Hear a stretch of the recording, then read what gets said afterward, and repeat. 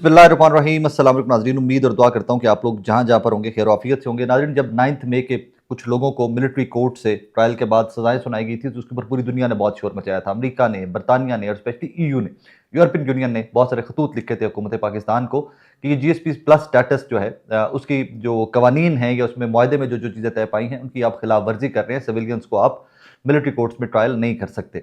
अब उन्हीं European union का एक एनवाय वो पाकिस्तान के विजिट के ऊपर है और उन्होंने कुछ बड़ी अहम तरीन मुलाकातें की हैं। उन मुलाकातों में किन किन चीज़ों के ऊपर बात की है वो मैं आपके सामने रखता हूँ और आपको आइडिया हो जाएगा कि इस गवर्नमेंट ने, मौजूदा रिजीम ने, शहबाज शरीफ साहब लेड रिजीम ने सिर्फ इमरान खान साहब को अंदर रखने के लिए, एक पॉलिटिकल पार्टी को क्रश करने के लिए जो मजालिम किए हैं और जो जिस किस्म के एक्शंस लिए हैं वो एक्शंस पूरी दुनिया के अंदर पाकिस्तान के लिए किस कदर मसाइल बढ़ा सकते हैं इन डेज टू कम, में वार्न किया गया ईयू की जानिब से। आज खैर अफसा कोमल साहिबा की डॉन न्यूज़ की खबर है, मैं ज़रा खबर पढ़ दूँ फिर इसके डिटेल में जाते हैं।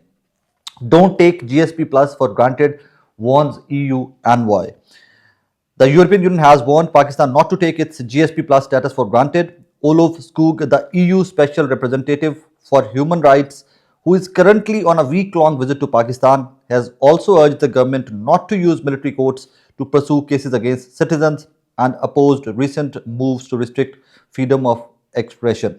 अब इसमें जो सबसे अहम चीज़ है कि ये किस लेवल का हाई पावर डेलीगेशन या दौरा था या ये जो EU के रिप्रेजेंटेटिव ऑन ह्यूमन राइट्स, ये किस कदर ताकतवर शख्सियत है और इनकी पाकिस्तान के बारे में ऑब्जर्वेशन या पाकिस्तान के बारे में कमेंट्री है वो किस कदर आपकी और मेरी इकॉनमी के लिए इंपॉर्टेंट है, उसका अंदाज़ा इस बात से लगा लीजिए कि इनकी पाकिस्तान में मुलाकातें किस किस से अभी तक हो चुकी हैं।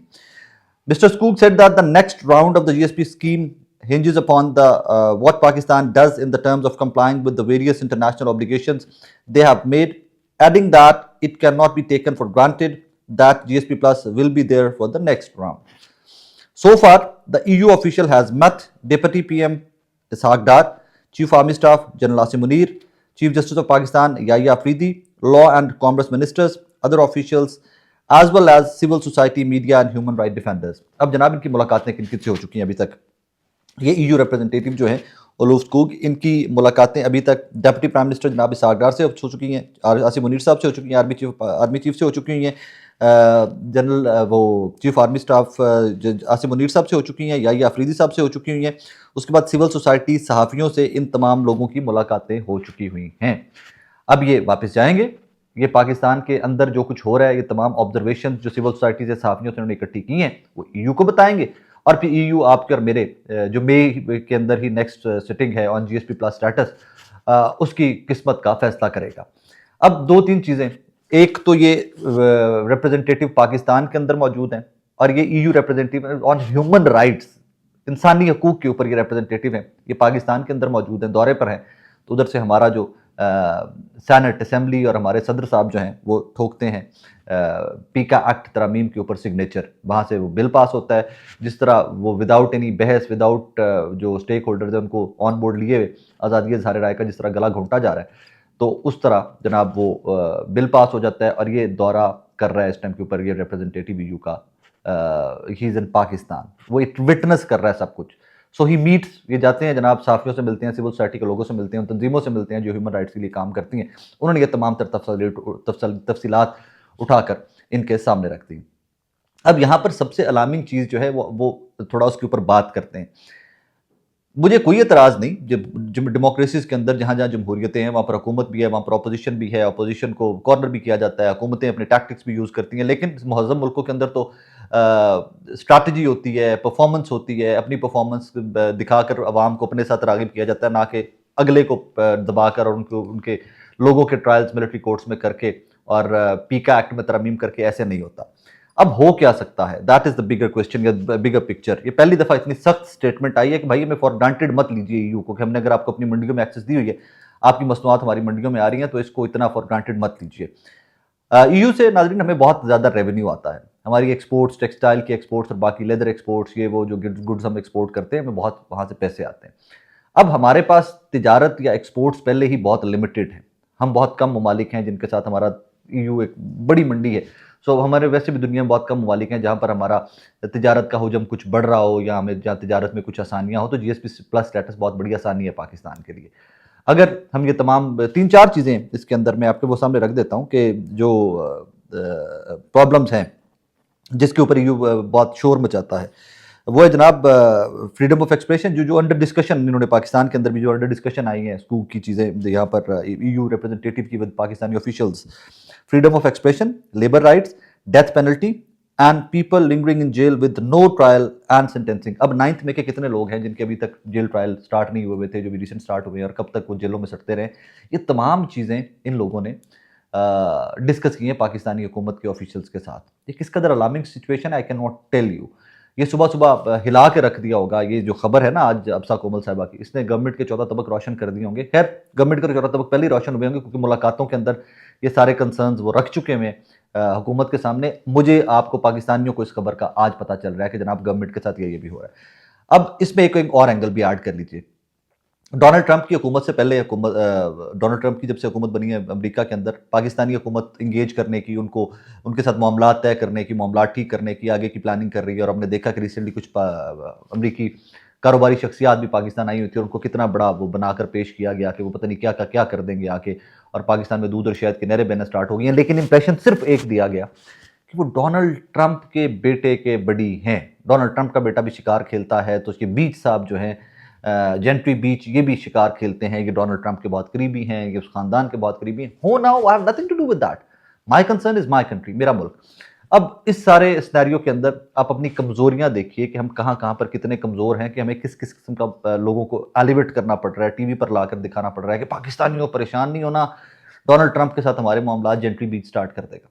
यहां तक कि एक सहाफ़ी हैं, हमारे तहकीकाती सहाफ़ी हैं, उमर चीमा साहब, तो कहते हैं कि तहकीकाती सहाफ़ी हैं, वो कहते हैं कि मुझे तो लग रहा है ये जेंट्री बीच जो पाकिस्तान आया है, इन्होंने पाकिस्तान के अंदर कहीं ट्रंप टावर ना स्टार्ट कर दी। ये कह रहा है कि हम इतनी इन्वेस्टमेंट करेंगे, तो ये ना हो कहीं पर कि हम ये यहाँ पर आकर ट्रंप टावर स्टार्ट कर दें। इतनी इन्वेस्टमेंट लेके आ रहे हैं ये पाकिस्तान के अंदर। और फिर सेकेंडली वो आगे चलकर ये भी कहते हैं, वो कहते हैं कि अब देखिए एक बिजनेसमैन है, जहाँ पैसा इन्वॉल्व हो जाता है, पैसा सबकी माँ होता है, तो यहाँ पर पैसा इन्वॉल्व हो गया, डोनाल्ड ट्रंप तो बिजनेसमैन है, वो पैसा देखेगा, तो यहाँ पर जो रिचर्ड गनल वाला मामला था, जहाँ पर पीटीआई की इंगेजमेंट थी, वो पीछे रह जाएगा, और अब जो बीच साहब हैं, बीच साहब आगे आ जाएंगे। मसाइल का इदराक है, ऑब्वियसली मसाइल का गवर्नमेंट ऑफिशियल्स को पता है, उसके हल की तरफ नहीं जा रहे। हल सिर्फ एक है कि जनाब आप बैठिए, पॉलिटिकल पार्टी सबको ऑन बोर्ड लीजिए।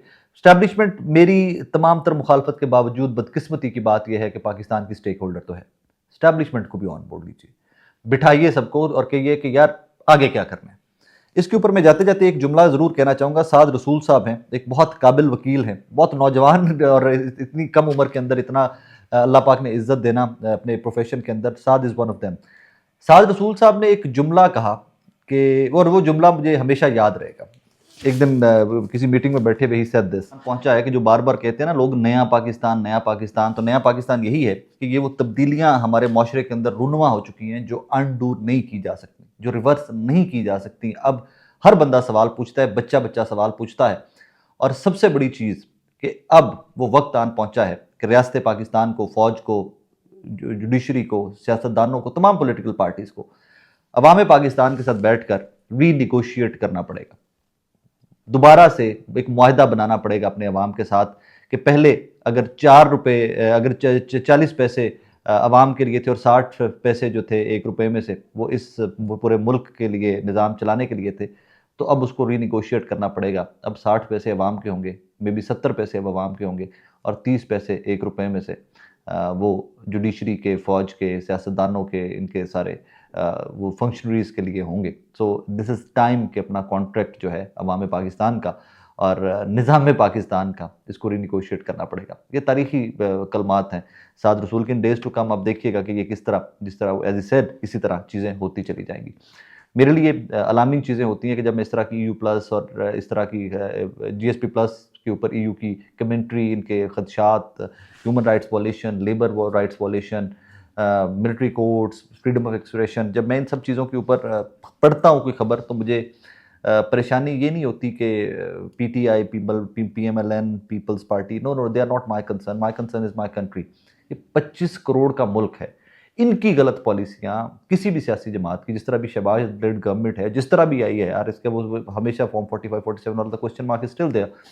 तो इनके इकदामात के ऊपर कहीं अल्लाह ना करे कि मेरे मुल्क को नुकसान ना पहुंचे। हम पहले ही बहुत पिसे हुए हैं, हमारी इकोनॉमी का पहले ही बड़ा गर्क हुआ पड़ा है, बट इनको कौन समझाए और कौन इनसे बात करे। I hope and I pray कि ये जो EU representative on human rights आए हुए थे, ये कुछ अक्ल में बात डाल के जा रहे होंगे कि यार हाथ हौला करो, कुछ ना कुछ आगे चलो, मेहनत करो, काम करो।